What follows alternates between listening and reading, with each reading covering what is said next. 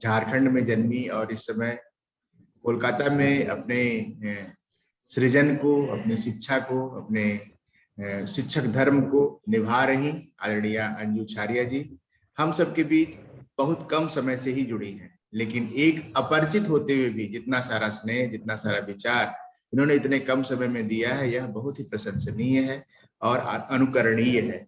आप सभी को जरूर इनकी बातों को हृदय से लेना चाहिए, समझना चाहिए आखिर इस व्यक्तित्व के पीछे क्या चर्चा होनी है। जी अंजू जी, आपका स्वागत है कार्यक्रम में। डॉक्टर सत्या होप टॉक बहुत सारे लोगों को एक साथ आमंत्रित करता है चर्चा के लिए, उसमें आप एक विशिष्ट हैं जिन्होंने अपनी सहमति देकर हम लोगों को बल प्रदान किया है। कृपया अपना परिचय दें और हम लोगों से जुड़े। शुक्रिया आपका आदरणीय सत्य प्रकाश जी, जिन्होंने मुझे ये मौका दिया आपसे परिचर्चा करने का।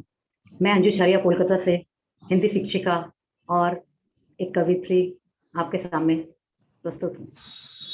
Thank you ma'am, thank you. हम लोग बहुत ही प्रसन्न हैं। आपका जन्मदिवस 21 जुलाई को है। निश्चित रूप से आप अपने जन्मदिवस को कुछ खास मनाती होंगी। कैसा अनुभव रहता है उस दिन? बच्चे क्या कहते हैं? बच्चों के साथ बच्चे बनते हैं। अगर स्कूल में होती हूँ, जब भी होता है, वीकडेज में पढ़ता नहीं है, स्कूल में होती है तो बच्चों के साथ में बड़ा अच्छा लगता है। बच्चे हमारा जन्मदिन इस तरह से सेलिब्रेट करते हैं कि सोच भी नहीं सकते। काफी सारे सरप्राइजेस मिलते हैं।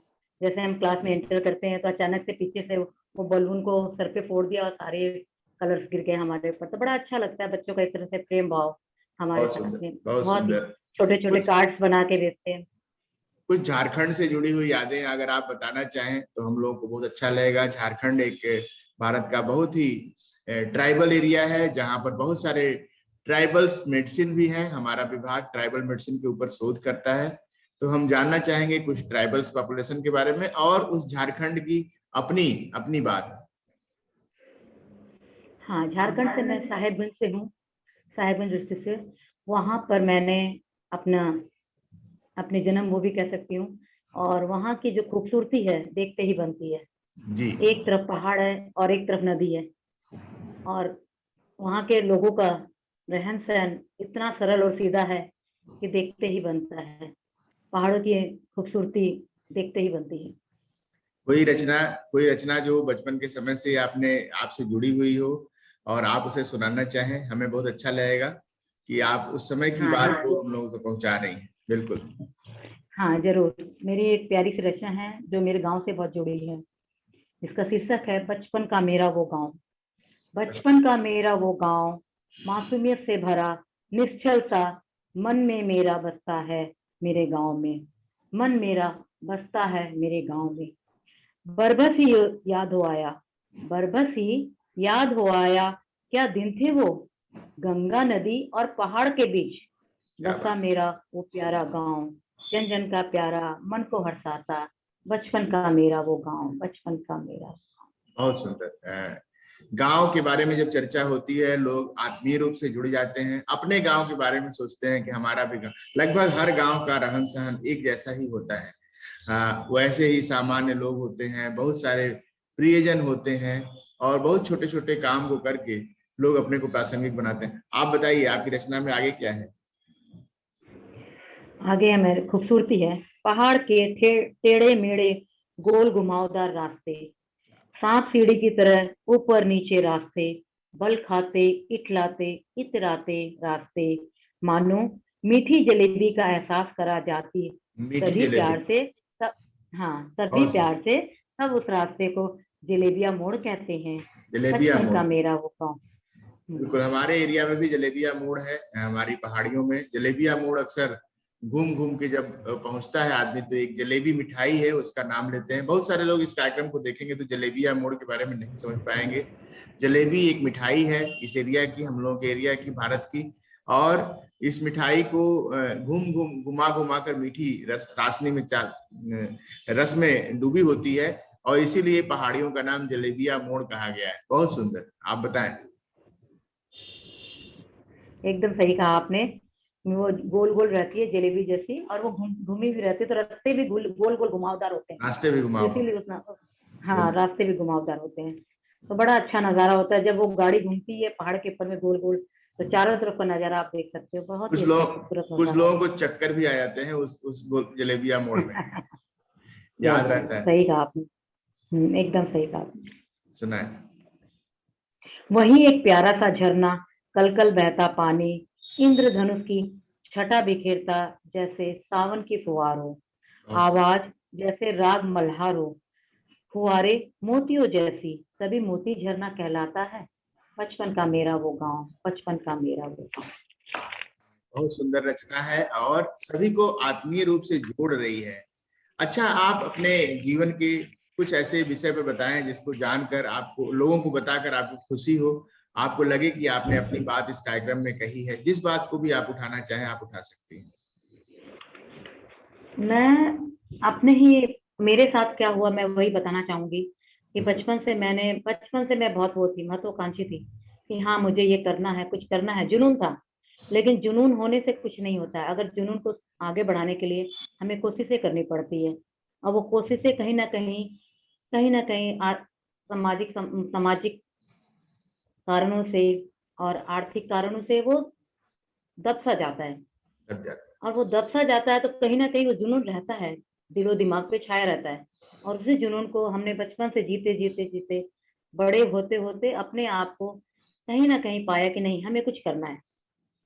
घर गृहस्थी, बच्चे, परिवार, सबको देखते देखते हम कब आगे निकलते जा रहे थे, लेकिन हम कहीं ना कहीं अपने आप को खोज रहे थे कि नहीं हमें कुछ करना है। है। और वो स्थापित मंच हमें मिला, यहाँ से आपके सामने सबक छूं, जो मैं आपके सामने अपनी कहने जा रही हूँ कि हमने कैसे उस थैंक चीज यू। को बहुत निकाला। अच्छा। देखिए, एक व्यक्तित्व है और एक व्यक्तित्व से हजारों व्यक्तित्वों का निर्माण होता है। कक्षा में एक शिक्षक पढ़ाता है और हजारों बच्चे पढ़ते हैं। उसमें से कोई खास बच्चा जो ग्रहण करता है वह उस शिक्षक की लीड को आगे लेकर चलता है। हम सब लोग समाज के लिए कुछ ऐसे कंटेंट डेवलप करने निकले हैं जिसमें से कोई एक व्यक्ति इसको ग्रहण करेगा और वो अपनी शुरुआत करेगा। हम लोगों के अभियान से, इस शिक्षा कार्यक्रम से बहुत सारे लोग प्रभावित हो सकते हैं, लेकिन ग्रहण करने की शक्ति तो किसी खास में होगी जो सचमुच इसको हृदय से ग्रहण करेगा। मुझे बहुत अच्छा लगा आपने इस बात को बताया। लिमिटेशंस होती हैं, जो समस्याएं होती हैं, वो दूसरे रास्ते भी देती हैं। आज कोरोना काल की लिमिटेशंस ने बहुत सारे लोगों को प्रेरणा दी कि कुछ आप घर बैठे ऐसा करिए, क्योंकि घर में रहना एक मजबूरी हो गई थी। इसलिए घर बैठे बहुत कुछ करने की प्रेरणा देने वाला यह कोरोना काल एकदम सही कहा आपने। बहुत ही प्रासंगिक हो गया। और जी, हम लोग इतने सारे अच्छे लोगों से एक साथ जुड़ पा रहे हैं। और doctor Satya hope talk meet और होलिकोत्सव का यह कार्यक्रम, कवि के साथ कॉफी कार्यक्रम, इन चीजों का एक उदाहरण मात्र है। बहुत सारे ऐसे काम हो रहे हैं जो हम लोगों की अभी दृष्टि में आए भी नहीं है। मुझे बहुत अच्छा लगा। अच्छा, आप एक रचना आपकी है, एक प्यारा सा खत मैं तेरे नाम लिखूं, दिल का हाल लिखूं, जब भी पैगाम लिखूं। इसके माध्यम से आप क्या कहना चाह रही हैं और ये क्या है, जरा इसको बताएं। ये प्रेम गीत लग रहा है मुझे। हाँ, शीर्षक ही एक प्यारा सा खत मैं तेरे नाम लिखूं। खतों का दौर लगभग खत्म सा हो चुका है। अब बिल्कुल। लोगों को वक्त ही नहीं कि खत लिखे। एक मोबाइल उठाया और लोगों से बात की और हाल हम्म, चाल पूछा और रह गए। लेकिन हम्म, क्या वो एहसास, वो कशिश रहती है जो एक खत में रहती है? उसी को माध्यम से मैं अपनी बात कहना चाहती हूँ। एक छोटी सी बिल्कुल। प्यारी सी रचना है। बिल्कुल। कभी कभी मेरे मन में ख्याल आता है कि कभी कभी मेरे मन में ख्याल आता है कि एक प्यारा सा खत मैं तेरे नाम लिखूं, एक प्यारा सा खत मैं तेरे नाम लिखूं, दिल का हाल लिखूं मैं जब पैगाम लिखूं, बहुत सुंदर। एक प्यारा सा खत मैं तेरे नाम लिखूं, एक प्यारा सा खत मैं तेरे नाम लिखूं, दिल का हाल लिखूं मैं जब पैगाम लिखूं, बहुत सुंदर। आती आती आप रहती हूँ तुम। ऑडियंस के लिए कहा जा रहा है, ऑडियंस के लिए, आप सभी लोग इस बात को समझिए कि आपके लिए यह बात कही जा रही है। आपको खास केंद्रित करके यह पत्र लिखा जा रहा है। बताइए, बताइए। आती रहती हूँ तुमको मैं याद अगर, आती रहती हूँ तुमको मैं याद अगर, एहसासों का मंजर क्यों बेनाम लिखूं, क्या बात है, बिना। एहसासों का मंजर क्यों बेनाम लिखूं, एक प्यारा सा खत मैं तेरे नाम लिखूं, एक प्यारा सा खत मैं तेरे नाम लिखूं, दिल का हाल लिखूं मैं जब पैगाम लिखूं। अब तक बहुत संभाला है इस दिल को, अब तक बहुत संभाला है इस दिल को, अब जज्बातों को कह दूं मैं अब आम लिखूं, जज्बातों को कह दूं मैं ये आम लिखूं। एक प्यारा सा खत मैं तेरे नाम लिखूं, दिल का हाल लिखूं मैं जब पैगाम लिखूं। बहुत सुंदर, बहुत सुंदर। आपकी कोई पुस्तक अगर हो जिसको हम लोग चर्चा का विषय बना सकें, आप अपनी बात रखें, या बाद में भी हम लोग हाँ, चर्चा करेंगे उस पुस्तक पर। यदि अभी पुस्तक हो तो बताइए, आपके हाथ में हो तो बताइए, उसको दिखाइए। कोई नहीं साझा पुस्तक अभी संकलित में है, संकलन में है, अच्छा, साझा संकलन संकलन में में है, अभी वो आने वाली है। संकलन बहुत सुंदर, बहुत आने सुंदर। वाली है। बहुत सारे लेखक साझा लेखन करते हैं। बहुत सारे लोग मिलकर के साझा, कोई काम करते हैं और उसे साझा कार्यक्रम कहते हैं। एक मनस्थिति होती है, सब लोग एक विषय पर कोशिश करते हैं कुछ लिखा जाए, और हो सकता है विभिन्न विषयों पर लिखी हुई कविताएं उसमें हो। तो ऐसे एक एक लेखन को साझा संकलन करते हैं, और ऐसे साझा संकलन हजारों की संख्या में छपते हैं। और ऐसे हम लोग मोटिवेट करते हैं कि जो नए कवि हैं, जो पूरी की पूरी किताब नहीं छाप सकते हैं, अभी उनके पास इतना कंटेंट नहीं है या आर्थिक रूप से इतना नहीं इन्वेस्ट कर सकते, वे लोग साझा संकलनों में अपनी भागीदारी करके अपने लिए एक पुस्तक क्रिएट कर लेते हैं। ये बहुत ही अच्छा सोपान है, इसको बहुत सारे लोगों को अपनाना चाहिए। ऐसा करके हम सब लोग एक दूसरे को बल देते हैं, एक टीम बनती है, एक छोटी सी टीम दिखती है उस साझा संकलन में। बहुत सारे लोगों की रचनाएं होती हैं, और जो संपादक होता है, हम भी चाहते हैं कि एक ऐसा साझा संकलन इस डॉक्टर सत्या होप काव्य निकले, जिसमें कि बहुत सारे कवि जो जुड़ रहे हैं और उनके जो अपने व्यक्तित्व है उनके विषय में लिखा जाए। आपका क्या कहना है? एकदम सही कहा आपने। साझा संकलन में हम सभी कवियों को एक साथ इकट्ठा करके उनकी कृतियों को, उनकी रचनाओं को पढ़ते हैं, उन्हें समझते हैं और लोगों को पहुंचाते हैं। जो अनुभव एक साथ में मिलके होता है, उसका अनुभव मैं आपको शेयर करना चाहती हूँ कि बहुत अच्छा लगता है हमें। खुद की कृतियां तो हम करते ही है, लेकिन अगर साथ में करते हैं तो उसका अलग ही अंदाज होता है। अलग ही मजा होता है। बहुत सुंदर, बहुत सुंदर। आपके परिवार में और कौन कौन सदस्य हैं जिनका आप नाम लेना चाहेंगे, उनके बारे में बताना चाहेंगे, वो क्या कर रहे हैं उसके बारे में बताना चाहेंगे? हाँ, मेरे पति श्री सज्जन छारिया जी, मेरे 2 बेटे हैं, देवेश छारिया, खुशहाल छारिया। ओके। हस्बैंड, हाँ, क्या हस्बैंड कर प्राइवेट जॉब में है। बहुत सुंदर। और बड़े वाले बेटे बैंगलोर में जॉब कर रहे हैं, और अच्छा, छोटे वाले बेटे होटल मैनेजमेंट कर रहे हैं। Hotel management. बहुत सुंदर, बहुत सारे लोग। अच्छा, आपके पढ़ाई लिखाई के समय से कोई मित्र, कोई सहयोगी जिसका आप नाम लेना चाहें, जिसको जानकर प्रसन्नता होगी, या अभी भी जो सहयोगी हों, जो आपको मोटिवेट करें, जो आपके कार्यक्रमों को सुने और सुनवाने में मदद करें, अगर ऐसे लोगों का आप नाम लेना हाँ, चाहें? हाँ, हमारे लेखन में हमारे कई मित्र हमारे साथ हुए, क्योंकि जब आप किसी चीज को, नई चीज की शुरुआत करते हैं, तो हमें अकेले हम शुरुआत नहीं कर सकते, हमें लोगों का साथ चाहिए होता है। हम्म, और लोगों के साथ में हमें कई अच्छे मित्र मिले, जिनका मैं जिक्र जरूर करना चाहूंगी। हम्म, हमारे खास मित्र हैं राम श्याम हसीन जी, घमंडी लाल जी अग्रवाल हैं, हम्म, और कदम जयपुरी जी हैं, और कोलकाता के वरिष्ठ हास्य व्यंगकार हैं, जिन्होंने मुझे कदम कदम पर साथ दिया, जिनका नाम है जय कुमार उस्पा जी। ओके। उनके लिए मैं दिल से आभार व्यक्त करना चाहूंगी कि उन्होंने हमें हर चीज में सराहा, प्रोत्साहित किया कि हाँ, आप कर सकते हो, ये कर सकते हो। ये लाइन हमारा टैगलाइन बन गई कि हम कर सकते हैं। ये कहना चाहूंगी, लोग, अगर आपके मन में जुनून हो कि हम कर सकते हैं, तो सही में कर सकते हैं।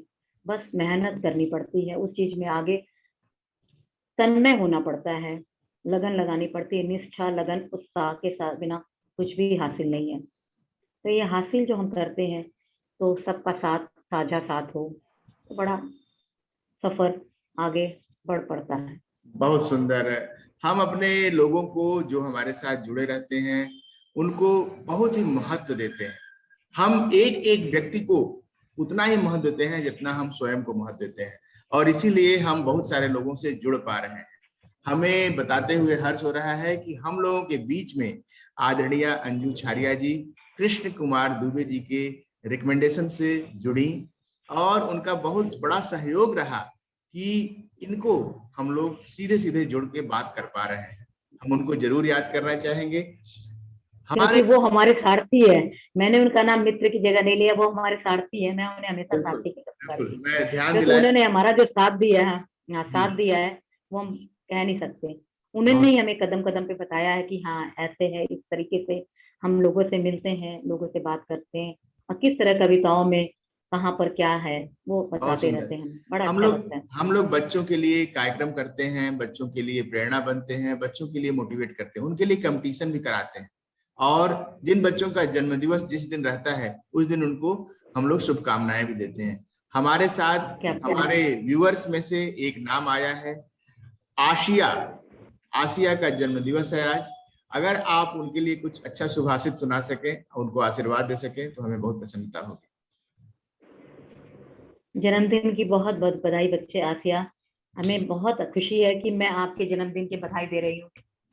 ये बहुत बड़ी खुशनसीबी की बात है कि आज के दिन आपका दिन है, और मैं आपके दिन को ये कहना चाहूंगी बच्चे कि आज के दिन को ऐसा ऐसा बनाइए, ऐसा याद रखिए कि हाँ हमने भी ये जन्मदिन बढ़ाया है। बहुत खूब बच्चे, बहुत खुश सुंदर। रहिए, उन्नति कोई करिए। जीने का भी का आसार बनोगे, मेरा पहला प्यार बनोगे। हम चाहते हैं कि हाँ उस बच्ची के लिए आप जरूर इसको सुनाएं, जिससे कि उसके पेरेंट्स क्या बात है। सुने और उनको अच्छा लगे। बहुत खूब। तो आशिया के नाम ये कविता, ये गजल हमारी है। बिल्कुल। जीने के आसार बनोगे, जीने के आसार बनोगे, मेरा पहला प्यार बनोगे। एक क्वेश्चन जीने मार्क। के आसार बनोगे, बहुत मेरा पहला प्यार बनोगे। अब तो मित्र बना लो हमको, दुश्मन ही हर बार बनोगे। अब तो मित्र बना लो हमको, दुश्मन ही हर बार बनोगे। मेरा जीवन साथी बनकर तुम मेरी सरकार बनोगे। मेरा जीवन साथी बनकर तुम मेरी सरकार बनोगे। मुझको थोड़ा आप हंसाकर, मुझको थोड़ा आप हंसाकर खुशियों का संसार बनोगे। हाँ बनोगे ना आशा। मेरा जीव मुझको थोड़ा आप हंसाकर खुशियों का संसार बनोगे। बनकर जीने की इच्छाएं, बनकर जीने की इच्छाएं, इस जीवन का सार बनोगे, इस जीवन का सार बनोगे। दिल में मुझको रखने वाले, दिल में मुझको रखने वाले, मेरे तुम दिलदार बनोगे, मेरे तुम दिलदार बनोगे। पिछले जन्म नहीं बन पाए तुम मेरे इस बार बनोगे। जीने के आसार बनोगे, मेरा पहला प्यार बनोगे। क्या बात, जीने बहुत के सुंदर। आसार बनोगे, मेरा इसको पहला प्यार इसको बनोगे। इसको राग में भी गा सकती हैं, गाइए राग में, हम सुनना चाहेंगे। राग हमने अभी तरन्नुम कोशिश नहीं की है, इसलिए मैं अगले बार में बोलना चाहूंगी। कोशिश कर रही हूँ अभी अच्छा तरन्नुम। अच्छा, एक लाइन सुना आपको दीजिए, तरन्नुम एक लाइन सुनाइए जरा सा। जीने के आसार बनोगे, मेरा पहला प्यार बनोगे। जीने के आसार बनोगे, मेरा पहला प्यार बनोगे। अब तो मित्र बना लो हमको, दुश्मन ही हर बार बनोगे, दुश्मन ही हर बार बनोगे। जीने के आसार बनोगे, मेरा पहला प्यार बनोगे। बहुत सुंदर राग है, बहुत सुंदर प्रयास है, ये पहला प्रयास है। जब हम बार बार प्रयास हाँ ये करते हैं पहला कि प्रयास, एक ही ये एक ही पहला चीज। प्रयास आपके कहने पर ही मैंने किया है। मुझे नहीं पता कैसा हुआ, आप बता सकते हैं। बहुत अच्छा, देखिएगा बहुत सारे लोग अप्रिशिएट करेंगे। अच्छा, हम अपने कार्यक्रम में अपने व्यूअर्स को, जो हमारे कार्यक्रम को सतत देखते हैं और अपना समय देते हैं, उनका बहुत ही सम्मान करते हैं, क्योंकि उनके माध्यम से, उनके कमेंट के माध्यम से, उनके विचारों के माध्यम से, उनके शेयरिंग के माध्यम से हम अन्य लोगों तक पहुंच पाते हैं। हमारे बीच एकदम सही। उसमें से चुने हुए कुछ लोगों का नाम हम लेना चाहेंगे। आदरणीय कमल किशोर मिश्रा जी, आदरणीय कविता सक्सेना जी, रश्मि सक्सेना जी, आदरणीय रश्मि खंडेलवाल जी, रेखा बोरा जी, मंजूषा श्रीवास्तव जी, मनोज शाह जी, सुहासिनी गुप्ता जी, आदरणीय श्रीधर द्विवेदी जी, ओम प्रकाश व्यथित जी, ऐसे बहुत सारे मित्र हैं जिनका हम नाम ले सकते हैं और आगे भी हम कार्यक्रम में नाम लेंगे। मुझे बहुत प्रसन्नता है कि वे लोग अपने जीवन से छोटा सा समय निकालकर इस कार्यक्रम को देखते हैं और हमें नया मार्गदर्शन करते हैं, लिख कर स्नेह भेजते हैं। मुझे बहुत अच्छा लगा आपसे चर्चा करके। अगर कोई बात यदि आप कहना चाहें और कुछ सुनाना चाहें तो सभी हमें। आदरणीयों को मेरा नमस्कार, बहुत बहुत नमन। थैंक सभी यू। आदरणीयों को मेरा नमस्कार। अभी आपकी आपकी एक रचना, पहले जैसा देखो तो, आकर एक नजर मुझको, पहले जैसा देखो तो आकर एक नजर मुझको। यह रचना बहुत सुंदर है और बहुत ही प्रेरणा देती है। इसकी रचना कैसे हुई और इसके प्रति क्या भाव था, थोड़ा सा इसकी स्टोरी भी हमें बताइएगा कि ये कब लिखा गया और किस भाव से यह पैदा हुई। एक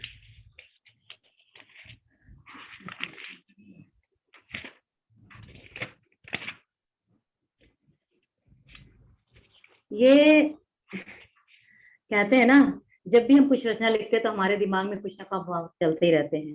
बिल्कुल। तो हाँ, बस एक भाव सा आया और हमने लिख दी वो रचना। तो आप कहें तो हम सुनाएं?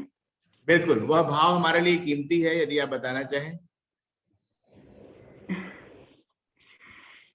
कुछ भाव ऐसे होते हैं कि हम उसे उसका बयान नहीं कर सकते हैं, क्या बात, और थैंक अगर यू। हम बयान नहीं कर सकते तो उसे हम रचना के द्वारा आपके सामने प्रस्तुत करना बिल्कुल चाहेंगे। बिल्कुल, स्वागत है, स्वागत है, हृदय से स्वागत है।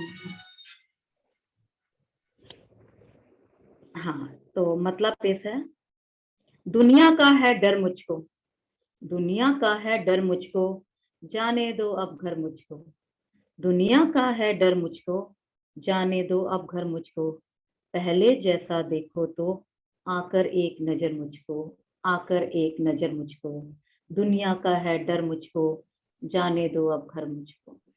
जाने दो अब। तुमसे दूर ना हो जाऊं। क्या बात, हाँ, बहुत सुंदर, तुमसे बहुत दूर सुंदर। ना हो जाऊं, इतना सा है डर मुझको, इतना सा है डर मुझको। जब कोई आदमी हो जाता है और वो दूर जाने लग जाता है तो बिल्कुल। उसकी जो वेदना होती है, विरह होती है, उसको मैंने कोशिश की है बताने की। तुमसे हम्म, दूर ना हो जाऊं, हम्म। इतना सा है डर मुझको, बस तेरा ही ध्यान रखूं। यूं पागल ना कर मुझको, यूं पागल ना कर मुझको। चैन, मक्ता पेश कर रही हूँ। चैन हाँ, नहीं, आराम नहीं, क्यों असीम पल भर मुझको, क्यों असीम पल भर मुझको। यहाँ असीम नाम के बारे में मैं जिक्र करना चाहूंगी। बिल्कुल। असीम नाम मुझे किसी मुझे किसी साहित्यिक ने दिया है। और ये असीम नाम जब मैंने उनको बोला कि ये नाम आपने हमें कैसे दिया, हम्म, तो बोला जिसकी कोई सीमा ना हो। और मैं हम्म। चाहता हूँ तुम्हारी कोई सीमा ना हो, तुम लिखती रहो निरंतर और इसी तरह आगे बढ़ती रहो। तो बड़ा बहुत अच्छा सुंदर। लगता है जब बड़े अच्छे लोग मिलते हैं और आपको एक नाम देते हैं और अपने आप को स्थापित करने के लिए। बहुत बड़ा अच्छा। अच्छा लगता है, तो इसी आपका पर मैंने लिखा। आपका यह नाम, आपका नाम एकदम से प्रासंगिक है और आपने उसको जिया भी है। बहुत हद तक आपने बहुत सारे काम ऐसे किए हैं जो अपने लिमिटेशन से बाहर निकलकर एक हद से ज्यादा आपने मेहनत की है, शिक्षा के लिए, बच्चों को प्रेरणा देने के लिए और खास तौर पर साहित्यिक रचनाओं के लिए। मुझे बहुत अच्छा लगता है ऐसे लोग अपनी बात बताते हैं। आप बताइए, कुछ कह रही थी आप। हाँ, मैं कह रही थी कि किस तरह से हम अपने काम को आगे बढ़ाते हैं, कैसे करते हैं। इस क्षेत्र में मैंने कैसे अपने आप को स्थापित किया, मैं इसके बारे में कुछ बताना चाहूंगी। बिल्कुल, स्वागत है। पढ़ाई की, बड़े हुए, एक कहानी छोटी सी बताना चाहती हूँ अपने बारे में। पढ़ाई की, बड़े हुए, जैसा हर लड़कियों के साथ होता है, छोटी उम्र में शादी हो जाना। छोटी उम्र में शादी हो गई, पढ़ाई भी पूरी नहीं कर पाए, दिल में मलाल रह गया कि पढ़ाई भी पूरी नहीं कर पाए, लेकिन क्या कर सकते। किस क्लास तक पढ़ी थी आप जब शादी हुई थी? मेरा बीए फर्स्ट ईयर था। बीए फर्स्ट ईयर था, मतलब आप ग्रेजुएट पूरी बीए तरह से फर्स्ट नहीं हुई थी। बहुत नहीं थी। सुंदर। हाँ, तो 18 साल की इंटरमीडिएट, थी। हाँ, इंटरमीडिएट, इंटरमीडिएट। इंटरमीडिएट, इंटरमीडिएट, हाँ। तो फिर दिल में मलाल था कि नहीं कर पाऊंगी। फिर भी चलिए, कहते हैं ना कि हमें लड़कियों को सिखाया जाता है कि हाँ, सब कुछ ठीक हो जाएगा, आगे जाके पढ़ लेना। जैसा भी हमने किया, चलो ठीक है, लेकिन सब कुछ वैसा नहीं मिलता जैसा हम सोचते हैं। घर आए, गृहस्थी, परिवार, फिर बच्चे, उसी में रम गए। लेकिन कहीं ना कहीं दिल कचोटता था कि क्या यही मेरी जिंदगी है, क्या मैं इसी के लिए बनी हूँ। लेकिन कुछ कर नहीं पाते थे। धीरे धीरे स्वतः सब चलता गया, बच्चे बड़े होते गए, बच्चे अपनी लाइफ में बिजी, सब अपनी लाइफ में बिजी। सब कहते हैं ना कि जब सब अपनी लाइफ में बिजी हो जाते हैं तो क्या लगता है कि हमें खुद के लिए कुछ करना चाहिए। और मैंने अपने लिए कहा कि नहीं, हमें कुछ करना है। तो उस समय मुझे लिखने का आया था, लेकिन मुझे कुछ पता नहीं था, आज से 10 साल पहले, कि हमें क्या करना है। और जब आर्थिक स्थिति अगर कमजोर हो तो हमें उस समय पैसे की चिंता रहती है कि बिल्कुल। हमें रुपया कैसे कमाना है। उस समय अपनी सोच को, अपनी ख्वाहिश को दबाना पड़ता है। मैंने अपनी ख्वाहिश को उस समय दफन किया और ये कह के कि नहीं, पहले मैं अपने क्षेत्र में कुछ कामयाब हो जाऊं। और मैंने टीचर ट्रेनिंग का कोर्स किया। कोर्स करके उसके बाद मैंने ग्रेजुएशन किया और मैंने स्कूल में टीचर की नौकरी मिली मुझे। और 10 बहुत साल से सुंदर। मैं इस सेवा में कार्यरत हूँ। बच्चों को पढ़ाती हूँ, बच्चों का स्नेह पाती हूँ, हिंदी की अध्यापिका हूँ, कोलकाता के न्यू टाउन हाई स्कूल की। आप और ग्रामर भी बहुत अच्छा पढ़ाते लगता हैं, है। बच्चों को ग्रामर भी पढ़ाती हैं? हाँ, हिंदी व्याकरण और हिंदी पढ़ाती हूँ। बहुत सुंदर, व्याकरण भी पढ़ाती हैं। तो कौन सा ऐसा जी। खंड है व्याकरण का जिसको बच्चे बहुत अच्छे से आपसे पढ़ना चाहते हैं? किस किस खंड को, और किस खंड को रुचि नहीं लेते हैं, कुछ बताना खंड में चाहेंगे? सबसे ज्यादा व्याकरण बच्चे संज्ञा में लेते हैं। संज्ञा अच्छा, सबसे अच्छा लगता है बच्चों को। संज्ञा और सबसे। रुचि उसमें नहीं लेना चाहते, थोड़ा क्रिया विशेषण आ जाता है, संबंध बोधक अवयव, ये सब जब आते हैं तब बच्चे थोड़ा रुचि कम लेना चाहते हैं। आप लेकिन छोट हम इस तरीके से पढ़ाते हैं कि बच्चे उस क्लास में, जो बच्चे हिंदी को नहीं समझना चाहते थे, मैं थोड़ा सा एक कहना चाहूंगी ये बात, जो बच्चे हिंदी में रुचि नहीं लेते हैं, वो बच्चे मैं फक्र से कह सकती हूँ कि हिंदी में इतनी खुशी से पढ़ना चाहते हैं कि हमारा वेट करते हैं कि कब मैम आएगी, कब हमें पढ़ाएगी। तो वो रुचि हमारा जब देख के लगता है कि हमारा हाँ, शिक्षा हम के बच्चे लिए को कुछ पढ़ा। हमारा शिक्षा के लिए जो अभियान है, आपको वैश्विक रूप से पढ़ाने के लिए कहता है। आप सोशल मीडिया का एक ग्रुप है जिसमें कि किड्स के लिए हम लोग कुछ क्लासेस डेवलप करते हैं, कुछ प्रेरणा देते हैं। उसमें हम चाहेंगे कि सप्ताह में एक वीडियो छोटा सा आप अपने व्याकरण से संबंध में भी थोड़ा सा डालें, और काव्य पर तो डालें ही डालें, साहित्य पर डालें, लेकिन एक छोटा सा व्याकरण पर डालें, जिससे कि जब इतना अच्छा टैलेंट आपका है तो उसको क्यों ना बहुत सारे बच्चों तक जाए, और बहुत सारे बच्चे अंजू झारिया मैम का सम्मान करें इस खास बात के लिए कि उन्होंने किसी खास समस्या को हल कर दिया। मुझे बहुत अच्छा लगेगा, बहुत अच्छा लगा आज आपसे जुड़ बहुत बहुत स्वागत आपका इस बात के लिए कि आपने हमें इस काबिल समझा।